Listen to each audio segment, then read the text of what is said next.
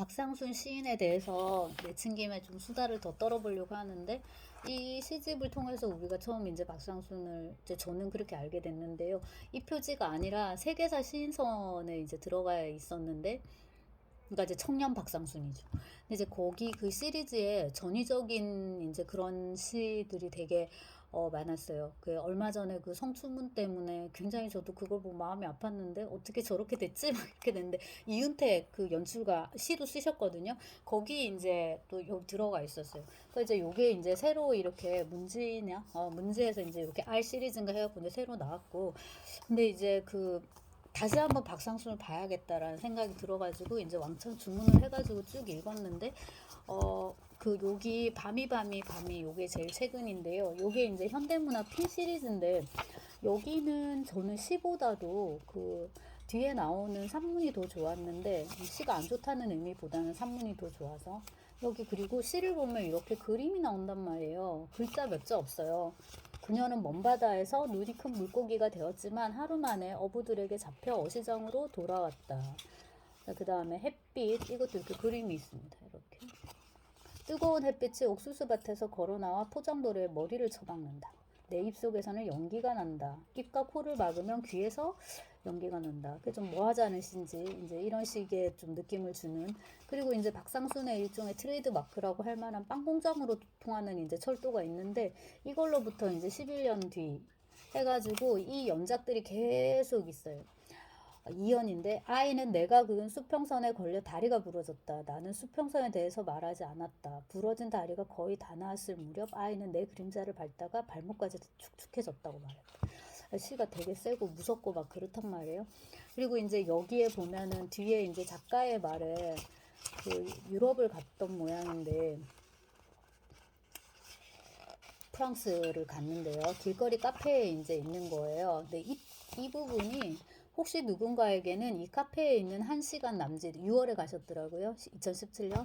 1시간 남짓한 시간이 나에게 자유를 주는 것처럼 보이지만 낯선 곳에 대한 새로움도 자유도 느낄 수 없다. 떠나온 것이 그리운 것도 아니고 내가 앉아있는 이 길거리 카페의 환경이 어색한 것도 아니지만 나는 오늘의 내가 걱정이고 내일의 내가 걱정이다. 그래도 하늘은 맑다. 제가 이 부분이 너무 좋아가지고 저도 이거 베껴가지고 몇 개 시라기만 좀 그렇지만 좀 몇 개 써보고 이랬는데 오늘의 내가 걱정이고 내일의 내가 걱정이다.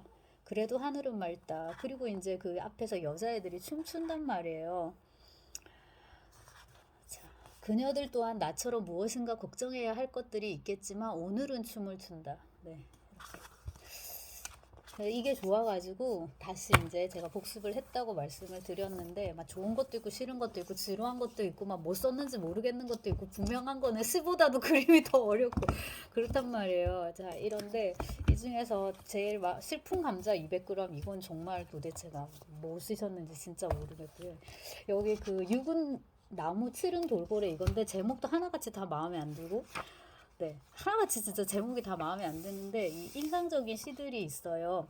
이발소의 봄, 나는 뒤통수를 맡긴 채 거울 속에 허옇게 앉아 있었다. 두 줄입니다, 두 줄. 그 다음에 이제 말씀드린 그 빵 공장으로 통하는 철도인데, 그러니까 이게 이제 1인 거죠, 말하자면. 기차가 지나갔다. 그들은 피 묻은 내 바지를 갈아입혔다. 기차가 지나갔다. 그들은 나를 다락으로 옮겨 놓았고, 기차가 지나갔다. 첫 번째 기차가 아버지의 머리를 깨고 지나갔다. 두 번째 기차가 어머니의 배를 가르고 지나갔다. 세 번째 기차가 내 눈동자 속에서 덜컹거렸고 할머니의 피 묻은 손가락들이 내 반바지 위에 뚝뚝 떨어지고 있었다. 기차가 지나갔다. 나는 뒤집힌 벌레처럼 발버둥 쳤다. 기차가 지나갔다. 달리는 기차에 앉아 흰구름 한 점 웃고 있었다. 기차가 지나갔다. 그래서 굉장히 시니컬하고 센 시를 이게 쓰셨던 거예요. 이러고 이제 1년 뒤, 2년 뒤 이 빵공장 이걸로부터 이제 계속 나옵니다.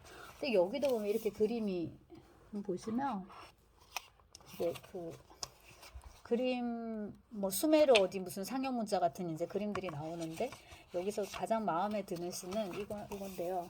나는 더럽게 존재한다. 이거 차라리 이런 걸 표제시로 안 쓰고 제목을 왜 또 육은 나무 칠은 돌고래 또 이렇게 했는지. 근데 이런 숫자나 그림 이런 거를 많이 쓰는 거에서도 굉장히 이상지향적이죠. 네. 그리고 이제 그 박상수는 본인이 미대를 나왔고 그 원래도 그 출판사에서 처음에는 그 이 표지 디자인을 한 걸로 알고 있거든요. 그러다가 이제 편집 기획을 하게 된 건데, 박상선이 디자인한 것 중에 가장 인상적인 게 보르헤스 전집입니다. 옛날 보르헤스 전집. 새까만 표지에 굉장히 날렵하고 모던한 그런 이미지의 이런 사파가 들어가 있는데요. 그렇게 이제 본인도 그림을 그리기 때문에 이거를 이제 시에 이렇게 또 같이 써보고, 이게 이제 그 또 이상하고의 어떤 접점, 그런 거라고 할 수도 있겠죠. 나는 더럽게 존재한다. 나는 내 몸속에 갇혀 있다. 내 몸속에서 나는 하루도 빠짐없이 나의 우상과 만난다. 나의 우상은 나를 만날 때마다 자신의 모습을 바꾸어 왔다.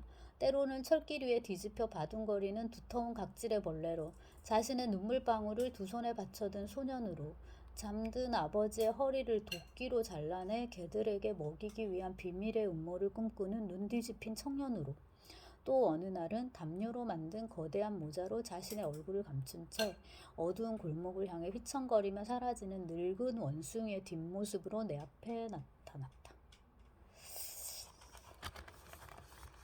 깁니다. 시가 길어요. 이렇게 이제 쭉 가는 건데, 그러니까 그 기형도의 위험한 가게 그 몇 년인가요? 1961년인가요? 뭐 아무튼 60년대 그 가족에 비하면은 날짜가 그렇게 나지 않을 텐데, 네, 비슷한 연배일 텐데 시의 색깔이 너무 다르고, 이제 제가 조금 더 많이 읽은 시인하고 비교를 하자면 이성복 시에 좀 더 가까운 거죠. 기영도보다는 이성도 좀 느낌이 그렇습니다.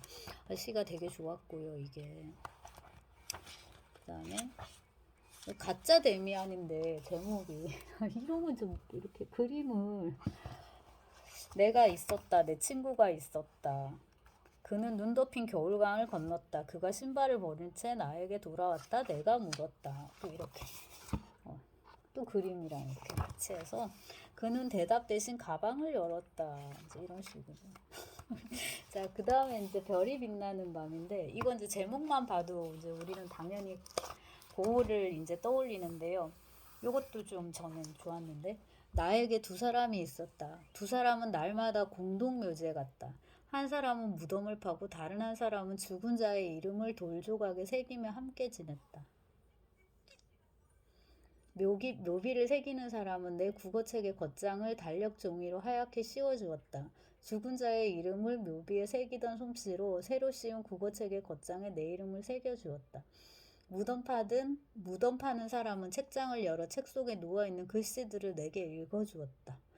이제 무덤 파는 사람은 무덤이라 부르고 묘비명을 새기는 사람은 묘비로 쓴다. 그래도 한 사람은 무덤을 파고 한 사람은 거기 들어가 눕고 이러면 더 재밌었을 것 같은데, 근데 이제 이거는 묘비하고 무덤이 이제 말하자면 등장인물이기 때문에, 어느 날 오후 사람이 적게 죽은 날 무덤과 묘비는 묘지에서 술을 마셨다. 술에 취한 무덤이 벌떡 일어나 묘비를 향해 주먹을 휘둘렀다. 쓰러진 묘비가 무덤을 향해 소리쳤다. 무덤이 옆에 있던 삽을 들었다. 묘비는 망치를 들었다. 무덤과 묘비는 묘지에서 싸웠다. 삽을 든 무덤이 죽고 망치를 든 묘비는 붙들려 갔다. 그러니까 이게 애초에 시작을 이제 한 놈은 묘비를 파고 한 놈은 그 안에 묻히고 이런 식의 이제 장난을 했으면 또 그것도 재밌었을 것 같아. 아무튼 이제 나는 국어책을 넘기다가 홀로 잠에 들었다. 빈방에서 며칠 동안 국어책만 넘겼다. 그리고 어느 날 무덤과 묘비와 공동묘지에 대해 잘 알고 있다는 낯선 사람 하나가 빈방의 문을 열었다. 펼쳐진 내 국어책에 책장을 덮고 책가방을 꾸리고 옷가지를 챙겼다. 묘비도 오지 않고 무덤도 오지 않는 빈방을 떠나며 나는 내 손가락 2개를 잘라 어둠 속에 던졌다. 별이 빛나는 밤이었다.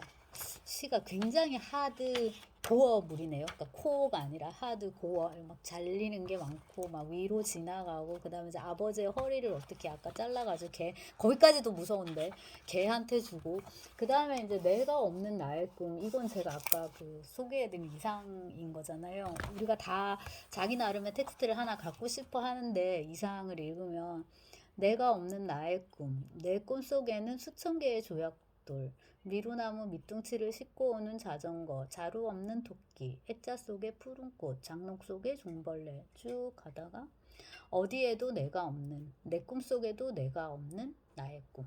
마지막. 이렇게 이제 끝을 냅니다. 그래서 지금은 무엇을 하고 사시는지는 잘 모르겠지만은 좋은 시를 많이 쓰셨으면 좋겠고, 그리고 이제 요거 해제를 보면은, 이게 해제를 보면은 굉장히 열심히 공부를 하고 계시고 이렇게 쓰는 게 쉬운 게 아니거든요, 여러분. 네, 근데 이제 이게 직업이니까 우리가 이제 그렇게 생각하면 뭐 환경미화하는 분들도 열심히 일하시고 건축 현장에서 이거 하시는 분들도 열심히 일하시고 뭐 다 열심히 일하시죠. 그러니까 이제 우리는 글을 쓰는 사람이니까 공부하고 글을 쓰는 사람이니까 이렇게 해야죠. 요 시에 대해서 일일이 다 이제 해제 혹은 주석을 다 이제 달아놨는데 요것도 보시고 그 다음에 이제 박상순의 궁극적인 목표는 뭐 이상 연구자로 남는 게 아닐 거예요. 분명히 시로 남고 싶은 거니까 거실 테니까. 그래서 이렇게 다시 시집을 한번 모아가지고 보여드립니다. 워낙에 잘 많이 읽히지는 않는 것 같더라고. 세일즈 폰트 보니까. 그 이제 읽는 사람이 읽는 거죠. 저 같은 이런 사람이. 자, 이렇습니다. 이거 러브 아다지고 말씀드렸듯이 이것도 제목이 마음에 안 듭니다. 제목은 마음에 안 들지만 저는 이게 펼쳐보고서는 깊은 나름대로는 저 나름으로는 감동을 받았다고 이제 할 수 있는데 그래서 잠시 살펴보았습니다.